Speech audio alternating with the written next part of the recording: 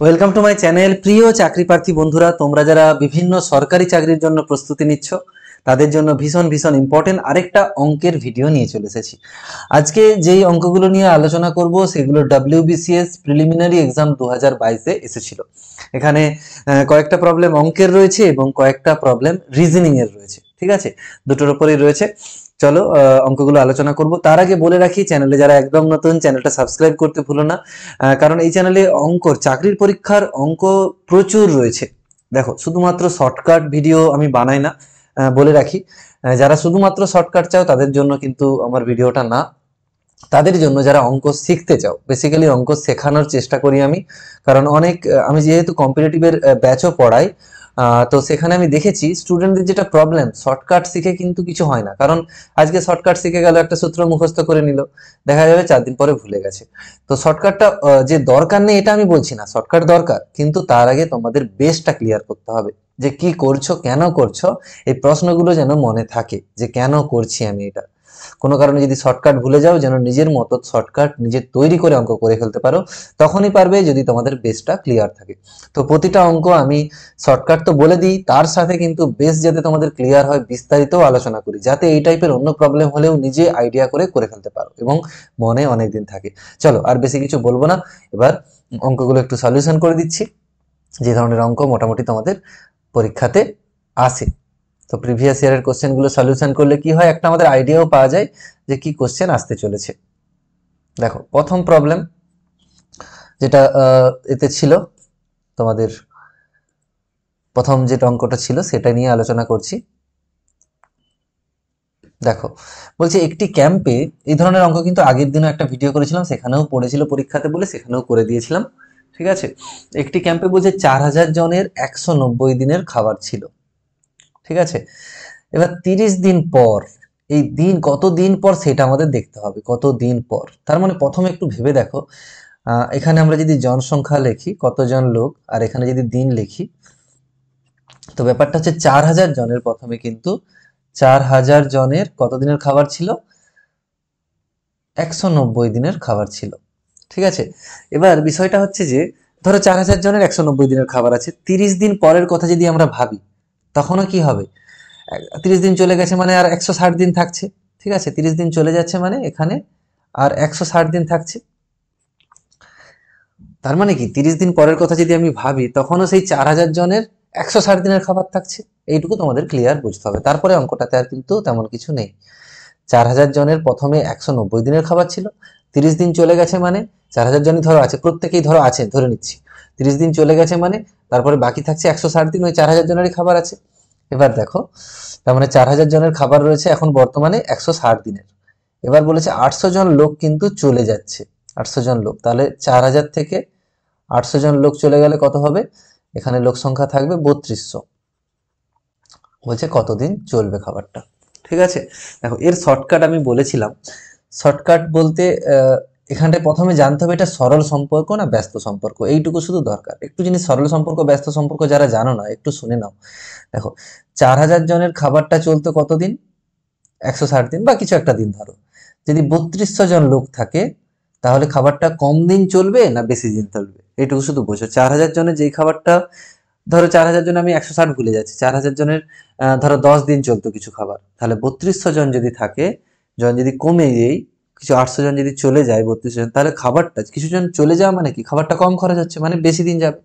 তার মানে ভেবে দেখো, এখানটায় যখন আমরা লোক সংখ্যা কমিয়ে দিচ্ছি, লোক সংখ্যা কিছুটা কমিয়ে দিচ্ছি, তখন অবশ্যই এইদিকে খাবারটা বেশি দিন যাবে। মানে একদিক কমালে অন্য দিক যদি বাড়ে, সেটাকে বলা হয় ব্যস্ত সম্পর্ক। ঠিক আছে, ব্যস্ত সম্পর্ক। আর সরল সম্পর্ক কোনটা, যখন এই দিকটা বাড়ালে এই দিকটাও বাড়বে, এদিকটা কমালে এই দিকটাও কমবে। সেম জিনিস যখন হবে সরল সম্পর্ক, উল্টো জিনিস যখন হবে ব্যস্ত সম্পর্ক। মানে একদিক কমাচ্ছি, লোক কমাচ্ছি, দিন বেশি যাবে, ব্যস্ত সম্পর্ক। ব্যস্ত সম্পর্কের যেটা আমাদের চেয়েছে, যেখানে জিজ্ঞাসা চিহ্ন রয়েছে, এটার মান হবে, অর্থাৎ যেটা উত্তর চেয়েছে সেটার মান সরাসরি করা যায়, যেটা ওই জিজ্ঞাসা চিহ্নের উপরে থাকবে সেটা লিখে নাও প্রথমে। আর ব্যস্ত সম্পর্কের ক্ষেত্রে মনে রাখতে হবে, জাস্ট যেমন আছে দেখে দেখে বসিয়ে দেবো। এখানে 4000, এখানে 3200, 4000 বাই 3200 এত দিন। এটা যদি সরল সম্পর্ক হতো, তাহলে এই অনুপাতটা এই ভাগফলটা উল্টো হতো, উপরে 3200 হতো, নিচে 4000 হতো। ঠিক আছে, এবার কাটাকাটি করে নাও না, তাহলেই উত্তর, আর কিছু না, খুব সহজেই হয়ে যাবে। 8 দিয়ে যদি কাটি, 4 আষ্টে 32, 5 আষ্টে 40, তারপর দেখো 4 4 16 40, তাহলে 4 5 20, অর্থাৎ উত্তর হবে, দেখতে পাচ্ছ, 200 দিন। একটু ব্যাখ্যা করে দিই, তার কারণ একটু তোমাদের সুবিধা হয়। এবার যখন পরীক্ষার হলে তোমরা করবে, তোমাদের এত কিছু করারই দরকার নেই, তোমরা সরাসরি এই লাইনটাতে চলে আসবে, এই লাইনটাতে সরাসরি চলে আসবে, কেমন? এটাই শর্টকাট বলতে পারো। চলো পরের প্রবলেম। দেখো, এই ধরনের ভগ্নাংশের অঙ্ক অলরেডি কিন্তু আগেও আমি করিয়েছি। ঠিক আছে, এই ধরনের ভগ্নাংশের প্রবলেম। তো দেখো একটু বুঝতে পারো কিনা। একটু ডিসপ্লেতে প্রবলেম হচ্ছে। ঠিক আছে, এবার দেখো, বলেছে আমাকে উত্তর নিচে 4টে তো অপশন রয়েছে, বলছে কোন অপশনটা রাইট অপশন হবে, যেটা কি বলছে, নিচের কোন ভগ্নাংশটি এর থেকে বড় হবে, 3-এর 4-এর থেকে বড় হবে, 5-এর 6-এর থেকে ছোট হবে, অর্থাৎ 3-এর 4 থেকে 5-এর 6-এর, 3-এর 4 যদি এখানে থাকে, 5-এর 6 যদি এখানে থাকে, এদের মাঝে একটা ভগ্নাংশ আমাদের নিতে হবে। এবার দেখো, আমি নেওয়ার চেষ্টা করছি। কিভাবে নিয়েছিলাম, ভগ্নাংশের ছোট বড় কিভাবে সহজে করা যায় বলেছিলাম, আমি সাইডে করছি। ভগ্নাংশের ছোট বড়, ধরো 3-এর 4-এর থেকে বড় নিতে হবে আমার, 3-এর 4-এর থেকে যেন বড় হয়, এইটা প্রথমে আমরা দেখার চেষ্টা করছি। তো একটা একটা অপশন টেস্ট করছি। 2-এর 3-এর কথা যদি ভাবি, 2-এর 3-এর কথা যদি ভাবি, তার মানে 2-এর 3 যদি উত্তর হয়, অপশন টেস্ট কিভাবে করব, 2-এর 3কে তার মানে 3-এর 4-এর থেকে বড় হতে হবে। ঠিক আছে, দেখি হয় কিনা। তো এই ধরনের ভগ্নাংশে কোনটা বড় কোনটা ছোট কিভাবে বলেছিলাম, যে এই কোনাকুনি গুণ করো, আর কিছু না। তাহলে 3 3-কে 9 হচ্ছে।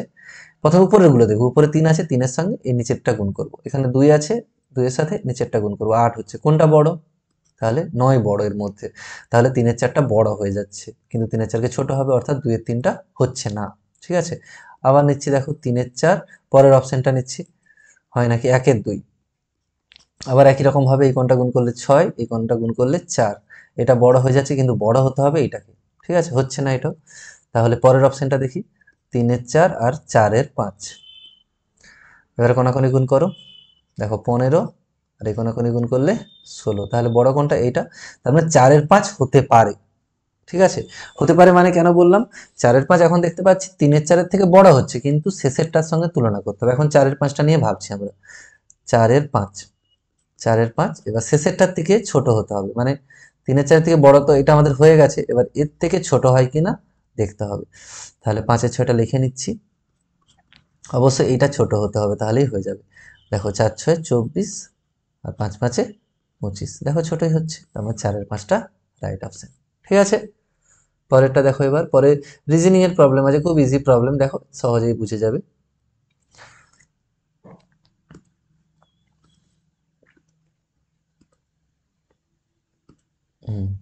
দেখো এখানে কি রয়েছে, দুটো সিরিজ অ্যাকচুয়ালি এখানে রয়েছে, সিরিজের অঙ্ক দুটো সিরিজ রয়েছে। ধরো 3 8, তারপরে রয়েছে 6 14, এখানে একটা শূন্যস্থান, তারপরে আছে 20। একটা ছাড়া একটা সিরিজ দেখার চেষ্টা করো। দেখো 8-এর সঙ্গে যোগ 6 করলে 14 হচ্ছে, আবার 14-এর সঙ্গে 6 যোগ করলে 20 হচ্ছে, একটা সিরিজ, বুঝতে পেরেছো? এবার সেকেন্ড সিরিজটা দেখো, সেকেন্ড সিরিজটাতে কি হবে, দেখো 3-এর সাথে কত যোগ করলে, এটা যোগ বা গুণে হতে পারে, 3-এর সাথে দেখতে পাচ্ছি 3 যোগ করতে হবে,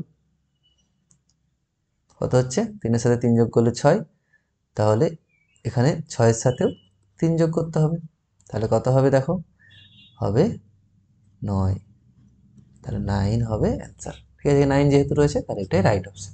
বুঝতে পেরেছো? অনেক সময় একটা সিরিজে থাকে, অনেক সময় দুটো সিরিজে থাকে, এটা একটু ভাবতে হবে। যখন তোমাদের একটা সিরিজে কোনো কারণে হচ্ছে না, ভাববে দুটো সিরিজ লাগানো আছে ওখানে। পরের প্রবলেম দেখো, দেখো প্রবলেমটাতে রয়েছে, অঙ্কগুলো তুলে নিই, সংখ্যাগুলো 4 10 22 46, পরের সংখ্যাটা দেখো, 4-এর সঙ্গে 2 গুণ করো প্লাস 2 করো, মানে কি, যেটা আছে তার সঙ্গে 2 গুণ করো, কত হবে, 4 দুগুণে, 4-এর সাথে 4 যেটা ছিল 4-এর সাথে 2 গুণ করো প্রথমে, তারপরে তার সঙ্গে যোগ 2 করো, তাহলে 4 দুগুণে 8, 2 10। ঠিক আছে, হচ্ছে। এবার এটার সাথে হচ্ছে কিনা দেখি, 10-এর সাথে 2 গুণ করো প্লাস 2, 10-এর সাথে 2 গুণ করলে 20, প্লাস 2 মানে 22 হচ্ছে। ঠিক আছে, তাহলে সেম প্রসেস এটাও হচ্ছে নাকি দেখে নেবো, 22-এর সাথে 2 গুণ করলে 44, প্লাস 2 46 হচ্ছে, ঠিক আছে। তাহলে অপশন হবে 46-এর সাথে আমাদের 2 গুণ করে তার সঙ্গে 2 যোগ করতে হবে। 46-এর সাথে 2 গুণ করলে 92, তার সাথে 2 যোগ করলে হবে 94, ঠিক আছে। তাহলে রাইট অপশন হবে 94, অপশন সি। এবার পরের প্রবলেম দেখো। এই ধরনের বয়সের অঙ্কের ক্ষেত্রে আমি আগের দিন একটা ছকের মতো বানিয়েছিলাম, বয়সের অঙ্ক, তারপরে স্রোত নৌকোর অঙ্ক যেগুলো থাকে, সেক্ষেত্রে ছক করে করলে খুব সুবিধা। এখানে আছে পিতা, তিনজনের জিনিস রয়েছে, পিতা, জ্যৈষ্ঠ পুত্র, কনিষ্ঠ পুত্র, তিনজনের ডেটা আমাদের দরকার। তাহলে আর আর কি দরকার, বর্তমান আর 10 বছর, 10 বছর পর। দেখা গেছে এটা পিতা, ঠিক আছে, এটা জ্যৈষ্ঠ পুত্র,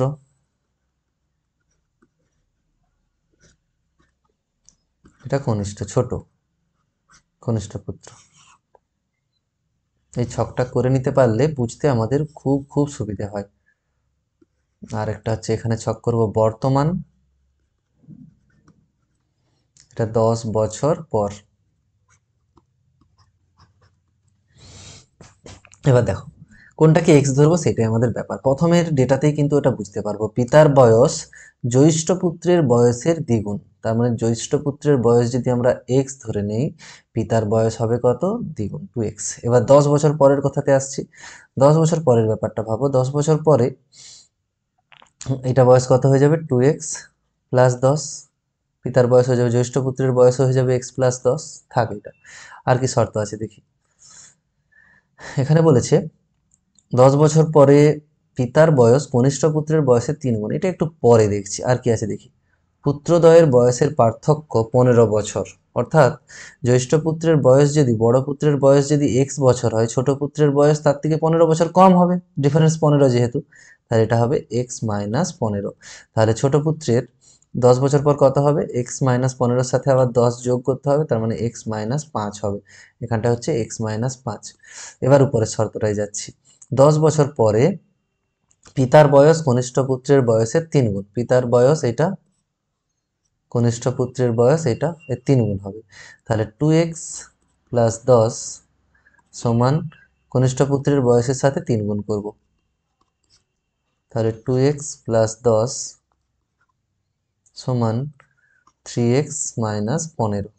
এখান থেকে দেখো x এর মান পেয়ে যাবে 2x 3x, x হবে সমান 25। x 25 পাচ্ছি। কি চেয়েছে, পিতার বয়স কত। পিতার বয়স মানে বর্তমান বয়স, সবসময় বর্তমান বয়স মানে 2x আছে, তাহলে x এর মান আমরা 25 পেয়েছি, তাহলে 2 গুণিত 25 মানে 50 বছর। ঠিক আছে, এইভাবে করার চেষ্টা করবে অঙ্কগুলো, তাহলে বুঝতে অনেকটা ক্লিয়ার হবে।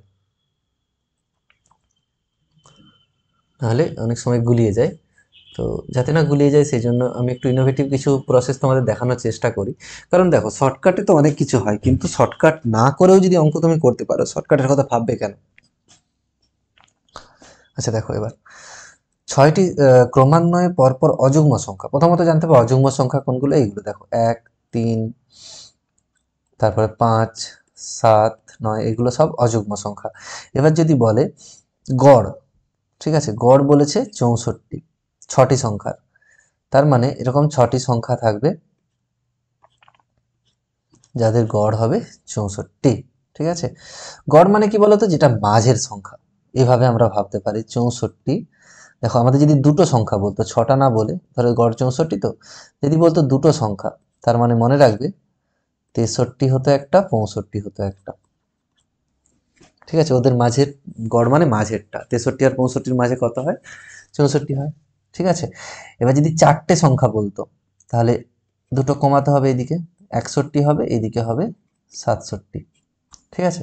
এবার যদি 6টা সংখ্যা চেয়েছে এখানে, তাহলে 59, 2 2 করে এদিকে 2 বাড়বে, এদিকে হবে 69। এদের গড় করে দেখো 64 হবে।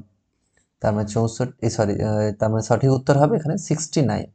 69 হচ্ছে বৃহত্তম সংখ্যাটি চেয়েছিল, 69। চলো এবার পরেরটা দেখা যাক।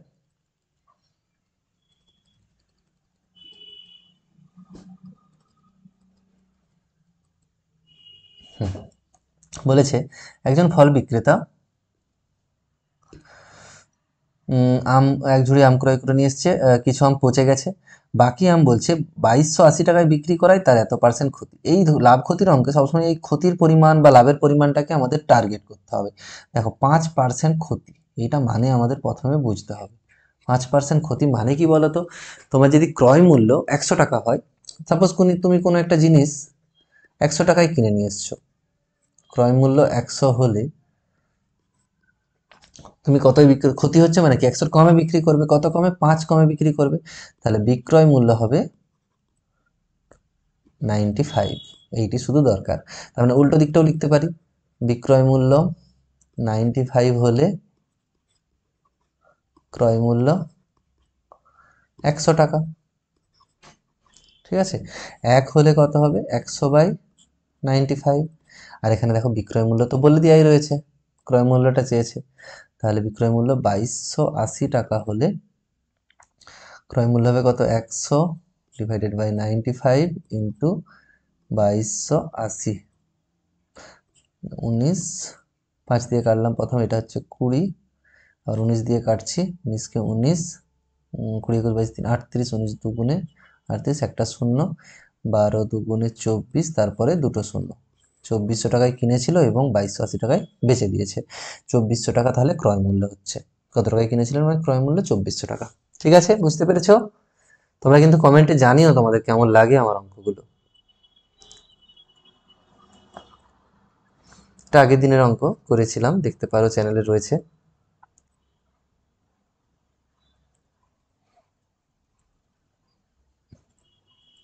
আচ্ছা, এখানটা এবার দেখো, বলেছে একদল গরু, গরু বানান যদিও ভুল আছে,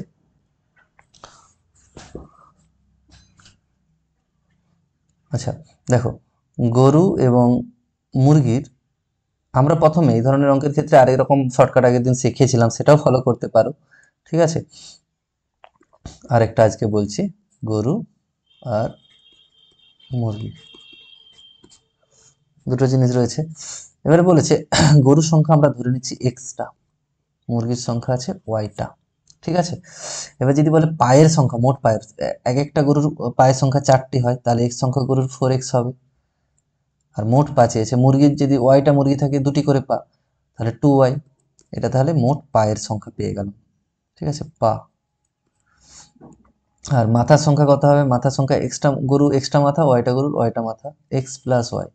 কি বলেছে কোশ্চেনটা দেখো, বলেছে তাদের মোট পায়ের সংখ্যা, পায়ের সংখ্যা সমান তাদের মাথার সংখ্যার দ্বিগুণের থেকে 14 বেশি। তাহলে মাথার সংখ্যাকে দ্বিগুণ করব প্রথমে, তারপরে তার থেকে 14 বেশি। ঠিক আছে, তাহলে দেখো এখান থেকে 4x প্লাস 2y সমান 2x প্লাস 2y প্লাস 14। ঠিক আছে, দেখো এখানে সুবিধা হচ্ছে ওয়াইটা কেটে যাবে, তাহলে 2x থাকছে, 2x সমান হচ্ছে 14 হবে, x সমান হবে 7। আমরা x কে কি ধরেছিলাম, গরুর সংখ্যা x ধরেছিলাম, এখানে গরুর সংখ্যাই চেয়েছে, তাহলে উত্তর হবে 7টি। আশা করি বুঝতে পেরেছো অঙ্কগুলো, কেমন লাগলো তোমরা একটু জানিও। এই ধরনের প্রবলেম কিন্তু আমার চ্যানেলে আসতেই থাকবে, তোমরা যারা দেখছো অবশ্যই চ্যানেলটাকে একটু সাবস্ক্রাইব করো এবং বন্ধুদের যতটা পারো শেয়ার করে দিও। আরেকটা কথা বলে রাখি, আমার আরেকটা চ্যানেল রয়েছে, চ্যানেলটার নাম কম্পিটিটিভ এক্সাম উইথ দেশ স্যার, এই চ্যানেলের আন্ডারেই রয়েছে, দেখবে কম্পিটিটিভ এক্সাম উইথ দেশ স্যার, ওইটা একটু ফলো করে নিও, কারণ ওই চ্যানেলে তোমরা কিন্তু চাকরির পরীক্ষার সমস্ত ইনফরমেশন পাই যাবে, সমস্ত চাকরির পরীক্ষার A to Z form fill up থেকে শুরু করে সব ইনফরমেশনগুলো ওই চ্যানেলে পাবে। এখানে রাখলাম, সবাই খুব ভালো থেকো, সুস্থ থেকো। সামনে ফুড এসআই এর পরীক্ষা আছে, মিসলেনিয়াস ক্লার্কশিপের পরীক্ষা আছে, CHSL আছে, সব ভালো করে দিও পরীক্ষাগুলো। এখন SSC GD চলছে, তার জন্য তোমাদের শুভকামনা রইল। সবাই ভালো থেকো, সুস্থ থেকো। Thanks for watching.